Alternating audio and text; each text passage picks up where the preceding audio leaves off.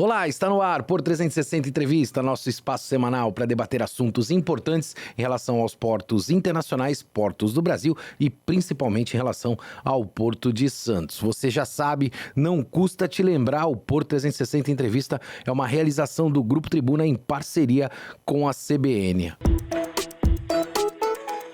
Porto 360. Patrocínio.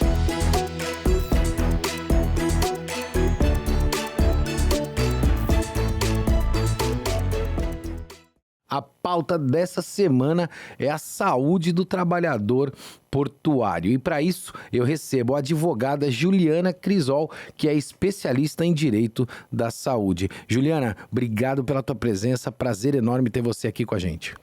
Olá, é um prazer muito grande abordar sobre esse assunto tão importante nos nossos portos. E é uma grande honra estar aqui para a gente poder dividir um pouquinho de conhecimento.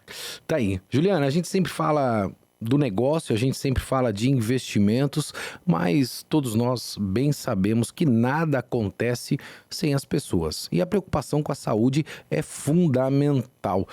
O que te levou a se especializar no direito da saúde?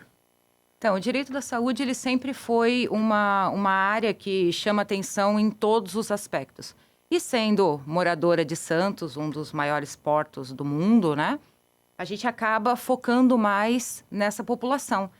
E fazendo o meu mestrado, que chamou ainda mais atenção para a área portuária, a gente viu uma deficiência muito grande de estudos e colaborações mundiais referente à saúde do trabalhador portuário.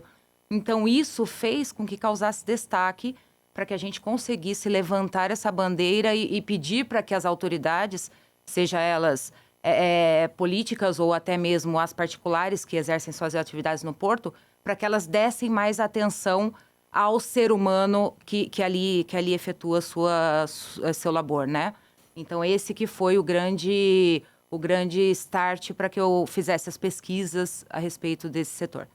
O que a gente pode olhar como doença ocupacional, né, principalmente na atividade portuária, nos dias atuais? Qual é a tua avaliação nesse sentido? Perfeito. O nosso estudo, ele se baseou nos portos do mundo inteiro, sem restrição de línguas e sem datas específicas, e nós fomos atrás justamente dessa manifestação dos estudiosos e das pesquisas elaboradas referente à saúde portuária. E o que mais nos chamou a atenção foi referente às doenças musculoesqueléticas. Então, relacionadas à parte de lombalgia, à parte de tendinite, de grandes esforços realizados pelos trabalhadores portuários. Então, essa foi o que nós encontramos, o pouquíssimo estudo, porque, como eu disse, nós fizemos em vários portos, sem limitação dessa data, e nós encontramos 10 estudos sobre. Então, falta muito estudo ainda falta muita bandeira nesse sentido para a proteção dos trabalhadores portuários e só 4 países que se preocuparam com esses estudos. Lembrando que para você conseguir instaurar qualquer tipo de política dentro dos portos, você precisa de estudos, você precisa de um mapeamento para saber aonde instituir os cuidados. E somente 4 países, sendo o Brasil um deles, são que se preocuparam com esse mapeamento e assim fizeram se direcionar as políticas para evitar. Quem é o responsável por fomentar esses estudos no Brasil? Os estudos, ele tanto pode ser feito pelas universidades particulares como pelos próprios órgãos dos poderes que elaboram ali o seu plano, né, considerado política pública dentro realmente dessas instituições. Então, abrir as portas para que estudos aconteçam, isso é essencial. E a gente encontra muitas portas fechadas, até mesmo para a elaboração da pesquisa. Eu particularmente fiquei curioso, porque você comentou que somente 4 portos do mundo se interessaram por estudos como esse. Sendo o Brasil um deles, quais são os outros 3 portos, Juliana? Os outros 3 portos, o Porto de Filipinas, o Porto da Itália, em Roma, e da Croácia. Todo o restante, nós não encontramos nenhum tipo de estudo fazendo mapeamento sobre as doenças ocupacionais dentro da área portuária. A gente pode perceber, principalmente por esse dado que você está trazendo, que os maiores portos do mundo, eles não têm estudos, né, pautados principalmente por essas questões que você acabou de colocar, principalmente com as doenças ocupacionais. E aí me vem um questionamento, até porque eu tive a grata oportunidade na minha vida, né, minha vida, carreira profissional, me permitiu isso, conhecer vários portos do mundo, portos realmente com volume de movimentação significativo, e a gente percebe que naquelas localidades, todo o trabalho que é repetitivo, né, ele acaba se moldando por um trabalho mecanizado, ou até muitas vezes robotizado, e por muitas e muitas vezes um trabalho automatizado. Ou seja, você tira o ser humano daquele trabalho repetitivo, onde você acabou de ponderar que doenças musculares, lombares, tendinites, que são fruto de repetições, né, venham a afligir diretamente o trabalhador portuário. E aqui no Brasil, particularmente falando, eu vejo uma guerra bastante grande de não automatizar os portos por perda de trabalho. Como é que fica essa relação, né? Existe uma narrativa de que se perde emprego pelas questões de automatização, que eu particularmente não creio, né? Existem estudos que provam e demonstram isso, e existe, por outro lado, essa questão de você continuar com o trabalho braçal, no qual você vai prejudicar a pessoa que lá está desenvolvendo esse trabalho. Não seria melhor levar esse trabalhador para um ambiente muito mais nobre, com ar-condicionado, fazendo operações remotas, como a gente percebe em grandes portos do mundo, do que nós continuarmos a fazer esses estudos que já comprovam que o trabalho repetitivo vai gerar esse tipo de doença no trabalhador? Sim, o boom, na realidade, sobre os trabalhadores portuários, ele se deu nos anos 80, quando aumenta significativamente a utilização dos portos, né, dentro do Brasil. Somente 13 anos depois, que foi em 93, a gente lança a legislação sobre a modernização dos portos, aonde é criada a OGMO, aonde é criada as diferenças dos setores que trabalham, estiva, catapazia, vigilância, bloco. Então, em 93 que surge. Então, ela é muito nova dentro do ordenamento jurídico, né? E ali ela estabelece, junto com a norma regulamentadora, que é a norma regulamentadora número 23, todas as proteções aos trabalhadores portuários. Então, o que a gente teve? A gente teve um aumento substancial das operações portuárias, acreditando que modernizando o porto diminuiria a mão de obra, o que na realidade não aconteceu, porque aumentou os trâmites dentro do porto e, contudo, aumentou também o número de trabalhadores. Então, o grau de sinistralidade que acabou acontecendo, ele também aumentou. Então, veja bem, diferentemente de outros portos, fazer com que ele tenha mais tecnologia, fazer com que ele produza mais, aconteceu esta parte dentro dos portos brasileiros. Entretanto, maior produção, maior utilização da mão de obra. E também maiores acidentes. Lembrando que, quando a gente está falando de acidentes ocupacionais dos trabalhadores portuários, nós estamos falando desde os acidentes típicos, que é aqueles que acontecem dentro do local de trabalho, como também nós estamos falando do acidente de trajeto, dos trabalhadores portuários indo até o seu local de trabalho.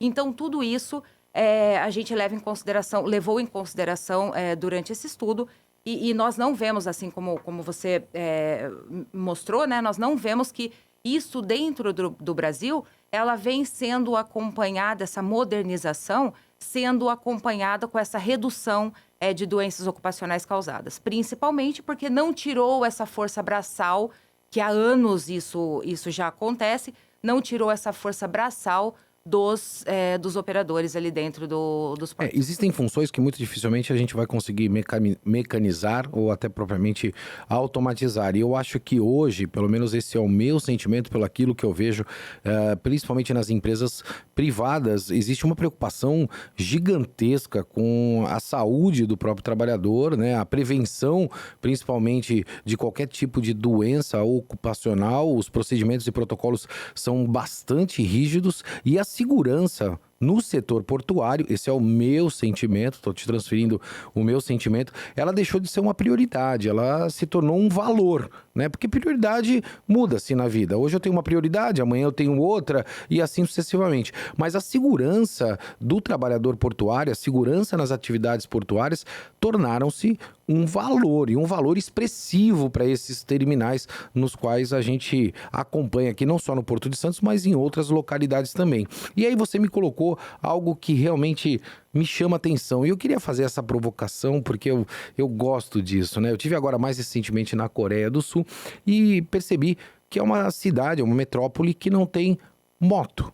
Por exemplo, não tem moto. É uma coisa impressionante. O trabalhador lá, ele acaba se locomovendo por meio de trens, né, ônibus, um transporte público extremamente eficiente. E aqui a gente tem esse hábito, essa lei, essa obrigatoriedade de repassar responsabilidades que são do Estado para a iniciativa privada. Você falou deslocamento de um trabalhador da casa dele até um terminal portuário, por exemplo. Se ele sofre um acidente ali por falta de vias ou pelo uso de uma moto indevidamente, que a gente percebe que o trânsito é uma loucura, é uma alucinação, obrigatoriamente, isso você é obrigado a abrir uma CAT, né? E aí, posterior a isso, ter um afastamento ou não ter um afastamento e compartilhar essa responsabilização com um ente privado. Esse modelo está correto? Porque, na verdade, isso é uma ineficiência pública por falta de transporte, seja por meios no qual as pessoas possam se locomover e muitas vezes, né, a gente percebe pela perimetral ou pelos locais que se andam no Porto de Santos, a moto não é um veículo mais adequado, um exemplo que eu te trouxe. Como é que você faz essa avaliação? Você que é especialista nessa questão. Sim, então, na realidade foi uma dos levantamentos que nós fizemos, inclusive dentro do Porto de Santos, aonde, obviamente, que tendo-se como valores, a empresa ela é capaz de manter o controle dentro dos seus parâmetros. Óbvio. Saiu isso, a pessoa ela é dotada de autonomia. Então, muitas empresas elas oferecem, sim, o Vale Transporte, onde é a utilização do transporte público. Entretanto, o trabalhador ele pode optar pelos meios próprios. E aí não tem como, não existe na nossa legislação uma forma de colocar a responsabilidade sobre o trabalhador. Então, olha, já que você assumiu a responsabilidade de ir com seus meios próprios, você também assume a responsabilidade sobre os danos causados. Isso não é possível no nosso ordenamento. Voltando um pouquinho, que eu acho interessante a gente comentar, até como uma forma de abrilhantar esse nosso estudo, quando a gente fala que as empresas elas apresentam como valores o cuidado do profissional dentro do seu trabalho, a gente está falando sobre um cuidado que ele é efetuado de forma aguda, né? Então, ele é um trabalho efetuado, que é o que a gente também chama sobre doenças ocupacionais típicas, que é aquela de não ter nenhum tipo de acidente de trabalho dentro da sua empresa, de contribuir com a utilização de EPIs de alta qualidade. Então, isso é perfeitamente. Porém, quando a gente fala do atípico, são todos aqueles sintomas e modelos ali de estruturas que ele carrega ao longo da vida. Então, dentro dos nossos estudos, nós vimos os trabalhadores com 50 anos ou mais, que são os que apresentam maiores enfermidades no sistema musculoesquelético. Ele estava protegido no seu dia a dia? Ele estava. Entretanto, o seu dia a dia o levou a ter uma doença ocupacional. Então, quando a gente fala que 56%, que é o resultado do nosso trabalho, que 56% dos trabalhadores portuários, eles têm lombalgia, nós estamos falando que esses trabalhadores que trabalham há anos, ele acaba captando diariamente, ainda que com a proteção e com os valores disponibilizados pelas empresas, ele acaba captando isso e no seu final de vida útil, ele está lesionado e isso causa uma série de outros danos no seu envelhecer. Não? Realmente, porque até a atividade portuária, muitas vezes, dependendo da função que você tem, né, ou a tem, necessariamente você está utilizando os braços, né, as pernas, seja para se movimentar para um local, para o outro, assim como existe em outros setores também. Não é uma questão difícil ou somente mérito do setor portuário, da indústria portuária. Existe isso em outras indústrias também. E o cuidado, ele deve ser vigilante o tempo todo, né? Pelo menos esse é o meu entendimento. Mas aí me vem outras questões que eu sempre gosto de levantar para ter a percepção de especialistas, né? A gente olha para esse trabalho braçal que nós temos hoje e necessariamente uma nova geração que chega com uma nova percepção, chega com uma nova formação dentro de um novo universo, um novo mundo, no qual não quer mais fazer esse trabalho braçal. E aí a gente precisa realmente transicionar esse tipo de situação. Mas essa nova geração já chega cheia de vícios, né? Vícios como utilização do próprio celular, né? Ficar logado 24 horas por dia, óbvio que isso é um exemplo, mas muita gente fica logada. Outra questão impressionante que eu acompanhei na Coreia do Sul, eu não sei se você sabe disso, os ouvintes aqui do Por 360 Entrevista e também da CBN, mas na Coreia do Sul o semáforo, né, é no chão. Então a luz verde, a luz vermelha, ela fica no chão para que as pessoas que estão olhando para baixo para o celular possam ver se o sinal está aberto ou o sinal está fechado. Ou seja, já é uma doença social. Eu já até olho por esse lado, né? Não ocupacional, mas uma doença social. Como é que você faz essa avaliação, né? Principalmente dessa transição para essa nova geração que chega agora? Essa nova geração, ela não quer mais estar lá na beira do cais, né? Carregando o saco ou o que quer que seja. Ela quer estar numa área muito mais nobre, fazendo toda a movimentação de maneira remota, assim como ela foi habituada e criada no meio da tecnologia. Infelizmente, esse tipo de situação ela acaba se apegando a vários ramos, né? Porque eu acho que dificilmente dentro do sistema que a gente funciona hoje, que o nosso país funciona, dificilmente nós vamos deixar de ter as pessoas que estão predispostas à utilização do trabalho braçal, né? Não a utilização, na realidade, a se oferecer ao trabalho braçal.